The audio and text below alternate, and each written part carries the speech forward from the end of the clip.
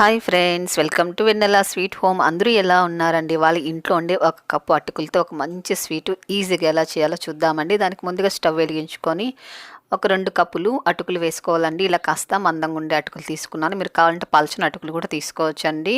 ఇప్పుడు మీడియం ఫ్లేమ్లో ఉంచుకొని వీటిని బాగా దోరగా వేయించుకోవాలి. ఒక 2 నిమిషాల పాటు ఇలా కలుపుతూ వేయించుకోవాలి. కాస్త దుమ్ము లాంటిది ఉంటే కూడా మీరు టవల్ పైన వేసుకొని నీట్గా కూడా క్లీన్ చేసుకొని కూడా వేసుకోవచ్చు. అటుకులు కాస్త వేగిన తర్వాత ఇందులో 1 కప్పు పచ్చి కొబ్బరి తురుము వేసుకోవాలి. 2 కప్పులు అటుకులకి 1 కప్పు పచ్చి కొబ్బరి తురుము అయితే సరిపోతుంది. పచ్చి కొబ్బరిని కూడా ఒక 2 నిమిషాల పాటు వేయించుకోవాలి. ఒక మంచి సువాసన వచ్చేంత వరకు ఇలా కలుపుతూ వేయించుకుంటే సరిపోతుంది. చూడండి, బాగా ఇలా వేయించుకోవాలి. అలాగే చాలా క్రిస్పీగా కూడా వచ్చింది చూసారా? ఇలా వేయించుకుంటే సరిపోతుందండి.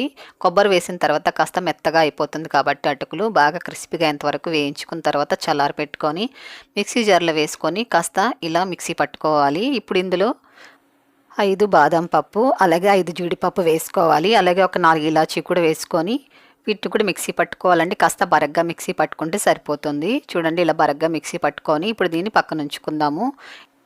ఇప్పుడు స్టవ్ వెలిగించుకొని ఒక ప్యాన్ పెట్టుకొని ఇందులో 1 కప్పు తురిమిన బెల్లం వేసుకోవాలండి. మనము 2 కప్పులు అటుకులు తీసుకున్నాం కదా, 2 కప్పులు అటుకులకి 1 కప్పు బెల్లం అయితే స్వీట్ కరెక్ట్గా సరిపోతుందండి. ఆ కప్పుతోనే 1 కప్పు ఫుల్గా వాటర్ కూడా పోసుకొని కాస్త మరిగించుకోవాలి.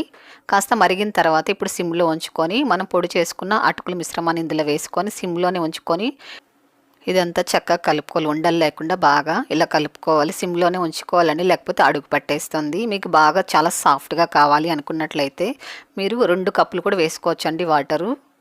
ఇప్పుడు ఇందులో కొద్దిగా నెయ్యి వేసుకొని ఇదంతా బాగా కలుపుకున్న తర్వాత ఇప్పుడు స్టవ్ ఆపేసుకోవడమే అండి. ఇప్పుడు దీన్ని పక్కన ఉంచుకొని ఇప్పుడు ఒక ప్లేట్కి కాస్త నెయ్యి అప్లై చేసి ఉంచుకోవాలి. ఇప్పుడు ఇందులో వేసేసుకొని ఇదంతా సరి చేసుకోవాలి. జస్ట్ 5 నిమిషాల్లో చేసుకొని తినొచ్చండి ఈ స్వీట్ని. చాలా అంటే చాలా బాగుంటుంది. 1 నిమిషం పాటు దీన్ని పక్కన పెడితే చల్లారిపోతుందండి త్వరగానే. 1 నిమిషం తర్వాత మనకు ఏ సైజు పీసులు కావాలో ఆ సైజు పీసుల్లో కట్ చేసుకోవాలి. ఇంట్లో పిల్లలు స్వీట్ అడిగినా కూడా ఈజీగా ఇలా చేసి ఇవ్వచ్చండి. ఇందులో మనం పచ్చి కొబ్బరి వేసాం కదా, బెల్లము, అటుకులు చాలా అంటే చాలా కమ్మగా ఉంటుందండి. నోట్లో వేసుకుంటే వెన్నలా కరిగిపోతుంది. చాలా అంటే చాలా కమ్మగా ఉంటుందండి. తినే కొద్దీ తినాలనిపిస్తుంది. అంత బాగుంటుందండి. చూడండి, చక్కగా మైసూర్పాకులా కట్ అయింది. చాలా అంటే చాలా సాఫ్ట్గా కూడా వస్తుందండి. మీకు ఇంకా కాస్త సాఫ్ట్గా జ్యూసీగా ఉండాలంటే మీరు 2 కప్పులు వాటర్ కూడా వేసుకోవచ్చు.